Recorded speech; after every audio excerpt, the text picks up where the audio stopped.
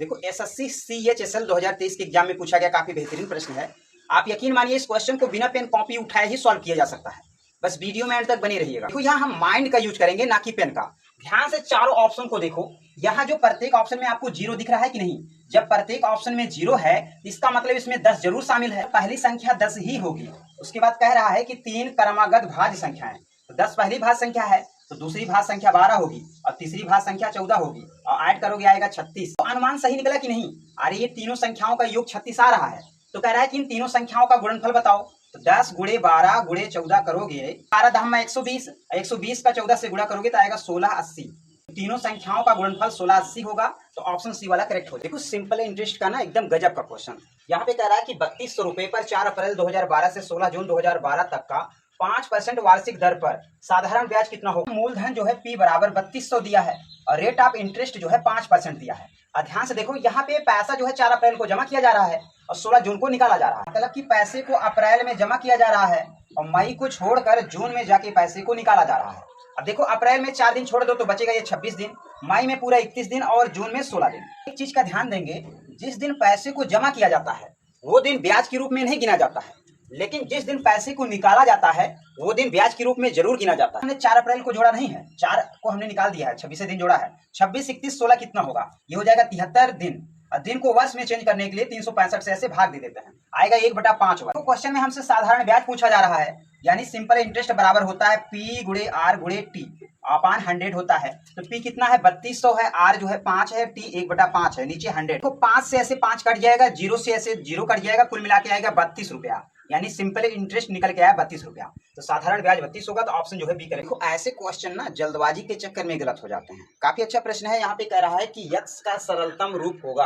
ये चारों ऑप्शन में से कोई एक ऑप्शन सही होगा। यहाँ हमसे यक्स की वैल्यू पूछी जा रही है तो इसको ऐसे ही रहने दीजिए। लेकिन इधर ध्यान से देखो, यहाँ मैं 2 + √3 का परमीकरण ऐसे कर सकता हूँ, ठीक है, ब्रैकेट में ऐसे कर देंगे। ऐसे 2 + x √3 को ऐसे रहने दीजिए। यहाँ एक का गुणा इसमें करेंगे ना तो कोई फर्क नहीं पड़ेगा, लेकिन नीचे एक सूत्र बन रहा है, एक ब्रैकेट में a + b, एक ब्रैकेट में a - b। ये हो जाता है a²। लिखेंगे 2 + x √3 बराबर ये 2 - √3, और नीचे में 2 दूनी 4 और स्क्वायर से रूट कटेगा 3, 4 में से 3 गया 1, 1 लिखा नहीं जाता। अब ये 2 से 2 ऐसे काट सकते हैं, ऐसे बचेगा x √3 बराबर -√3।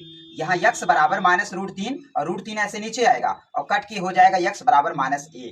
तो x की वैल्यू कितनी आएगी? -1। Option D. देखो इस टाइप के क्वेश्चन ना एग्जाम में बहुत पूछे जाते हैं, काफी इंपॉर्टेंट क्वेश्चन है, बस वीडियो में तक बने रहिएगा। ये रिलेशन आपको जब भी कभी दिखे तो आप हमेशा मान के चलिए ये a³ + b³ का ही भाग है और ये a² है + b² + ab। देखो यहाँ सारा का सारा प्लस है ना, इसलिए जो है ये a³ - b³ बनेगा। अगर यहाँ माइनस होता ना तो a³ + b³ बनता। अब देखो इसको हम कैसे a³ - b³ बनाते हैं। तो अगर मैं बोथ साइड ऐसे जो है a - 1 से ऐसे मल्टीप्लाई कर दूं तो हमारा काम ऐसे बन जाएगा। 0 में भी ऐसे a - 1 से ऐसे। देखो ये वाला रिलेशन ना, ये a³ - b³ बना। ऐसे 0 में मल्टीप्लाई होगा ना, 0 हो जाएगा। ऐसे देखो a³ बराबर -1 इधर आएगा तो ऐसे प्लस में हो जाएगा, ऐसे इस तरह से। ऐसे क्यूब से क्यूब ऐसे कट जाएगा तो a बराबर ऐसे 1 मिलेगा। अब इतने की वैल्यू हमसे पूछी जा रही है, तो a का मान कितना रखोगे? 1 ऐसे रखोगे, घात कितनी है? 901 और प्लस जो है a का मान पुनः 1 रखो, 900 ऐसे 3 प्लस जो है 1 ऐसे 905। अब हल करने पे कितना आएगा? देखो 1 की पावर चाहे जितनी हो, कुल मिला के 1 का आता है, यहाँ कुल मिला के 1 ही आने वाला है और ऐड करोगे आएगा 3। तो ऑप्शन आपका सी करेक्ट हो जाएगा। देखो वर्गमूल का ना एकदम अति महत्वपूर्ण प्रश्न है, कई बार एग्जाम में रिपीट हुआ है, वीडियो में तक बने रहिएगा। यहाँ पे कह रहा है कि 3 - √5 का वर्गमूल ज्ञात कीजिए। देखो जो ये लिखा है 3 - √5, ये एक परफेक्ट स्क्वायर नहीं है।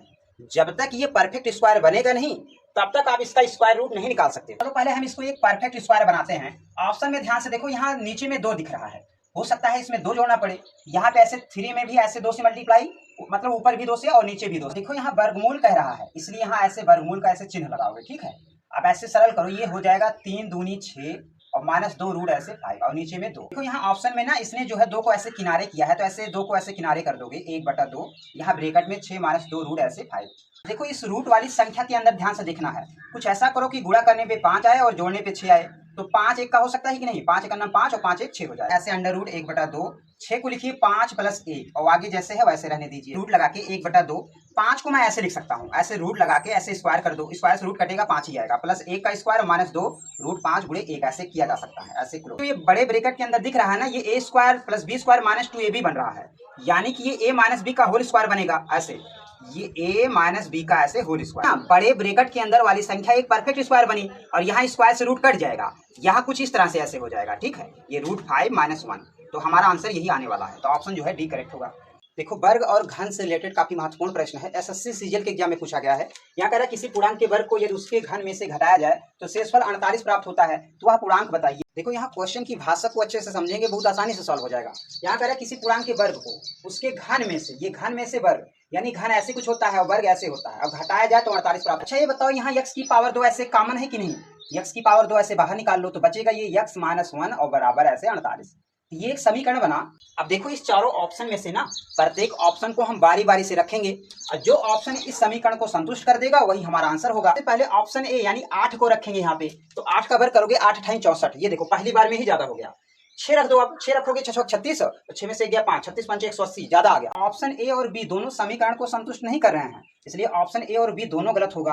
अब ऑप्शन सी रख के देखो, 4 रखोगे यहाँ पे 4 × 4 = 16 हो जाएगा और 4 में से 1 गया 3 आएगा और 16 × 3 = 48 हो जाएगा। ऑप्शन सी रखने पर हमें 48 प्राप्त हो जा रहा है, तो इस तरह से option C is correct answer. तो वह पूर्णांक जो है वो 4 होगा। देखो वृत्त से रिलेटेड क्वेश्चन एग्जाम में बहुत पूछे जाते हैं, काफी इंपॉर्टेंट क्वेश्चन है। यहाँ पे कह रहा है एक वृत्ताकार मैदान है जिसकी त्रिज्या 42 मीटर है।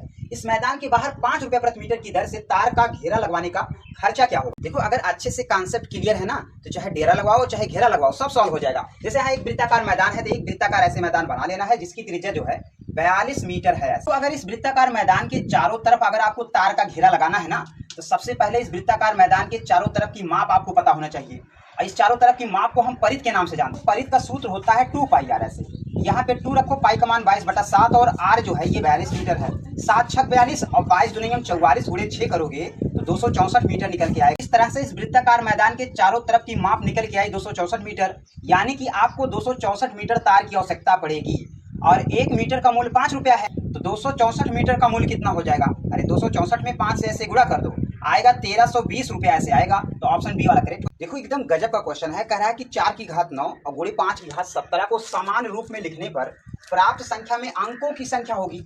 ये चारों ऑप्शन में से कोई एक ऑप्शन सही होगा। देखो यहाँ संख्या ना ऐसे घात के रूप में लिखी है, इसको पहले हम समान रूप में ऐसे बदलने की कोशिश करते हैं। जैसे मैं 4 को ऐसे लिख सकता हूँ, 2 की घात 2 और बाहर से ऐसे पावर 9 है, 9 लगा दो और गुणे 5 की घात 17। यहाँ घात का घात में ऐसे गुणा हो जाएगा, तो ये 9 दूनी 18 यानी 2 की घात ऐसे 18 होगा, गुणे 5 की घात 17। देखो हम लोग एक घातांक का नियम जानते हैं, अगर आपस में घातें बराबर हैं तो आधार का गुणा हो जाता है। यहाँ तो घातें आपस में बराबर ही नहीं है तो आधार का गुणा नहीं हो पाएगा। देखो यहाँ हम एक जुगाड़ करेंगे, ऐसे 1 2 बाहर निकाल लेंगे, तो इस तरह से यहाँ पे ऐसे घातें बराबर हो जाएंगी। घातें आपस में बराबर हो गई तो आधार का गुणा हो जाएगा।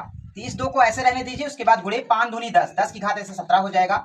ये गुणा करो, 2 × 1 = 2, आगे का 0 बढ़ाएंगे, अरे 17 ठो ऐसे 0 बढ़ाएंगे। वैसे आगे 17 ठो ऐसे 0 बढ़ाएंगे, ये आपको एक संख्या प्राप्त हुई, ठीक है, ये आपको एक संख्या प्राप्त हुई। कह रहा है इसमें अंकों की संख्या कितनी होगी? अरे 17 ठो 0 है और 1 ठो ये है, तो 18 ठो हो। तो ऑप्शन सी वाला करेक्ट। देखो ये क्वेश्चन ना आपके सिरदर्दी को बढ़ा सकता है क्योंकि काफी इंपॉर्टेंट क्वेश्चन है और कई बार एग्जाम में रिपीट हुआ है। बस वीडियो में अंत तक बने रहिएगा। यहाँ a बराबर इतना दिया है, b बराबर इतना दिया है, तो a³ + b³ की वैल्यू पूछी जा रही है। जो ये a और b की वैल्यू दी गई है ना, इसमें जो रूट के अंदर ये 12 लिखा है ना, यहीं पे सारा का सारा दिमाग लगने वाला है। यानी कि कुछ ऐसा करो कि गुणा करने पे 12 आए और जोड़ने पे 7 आए। अगर यहाँ मैं 4 और 3 ले लूं तो गुणा करने पे 12 आएगा और जोड़ने पे 7 आएगा, यानी 4 यहाँ 3 ऐसे लिख देंगे 7 को +2 और 12 को ऐसे लिख सकता हूँ 4 × 3 ऐसे। a बराबर ऐसे लिखेंगे रूट लगा के। देखो यहाँ 4 को मैं ऐसे लिख सकता हूँ, ऐसे रूट लगा के ऐसे स्क्वायर से रूट कटेगा 4 ही आएगा। 3 को भी ऐसे लिख दो इस तरह से, ठीक है, और +2 लिखो। यहाँ पे इसको अलग अलग कर लो, ऐसे √4 गुणे रूट। देखो यहाँ a + b का होल स्क्वायर बन गया। अरे a² + b² + 2ab, यानी a बराबर ऐसे लिखोगे अंडर रूट लगा के a + b का होल स्क्वायर, ऐसे स्क्वायर से रूट कटेगा तो a बराबर आएगा √4 + √3 आएगा, तो b बराबर हो जाएगा √4 -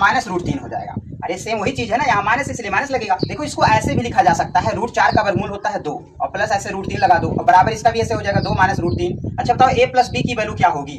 यहाँ ये प्लस माइनस कट जाएगा, 2 2 4 हो जाएगा। यहाँ पे ab की वैल्यू क्या होगी? अरे ये है ऐसे इस तरह से लिख लोगे, ये गुणे जो है 2 - √3, एक ब्रैकेट में a + b, एक ब्रैकेट में a - b, 2 दूनी 4 और 4 में से 3 गया 1 आएगा, तो ab की वैल्यू 1, a + b की वैल्यू 4। देखो हमसे पूछा क्या जा रहा है? ये पूछा जा रहा है a³ + b³ और a³ + b³ बराबर इतना होता है। a + b की वैल्यू कितना है? 4, 4 का घन करोगे आएगा 64 - 3, ab की वैल्यू 1 है ऐसे, और फिर a + b की वैल्यू 4 है। 4 3 12 और 64 में से 12 जाएगा तो आएगा 52। तो ऑप्शन आपका डी वाला करेक्ट हो जाएगा।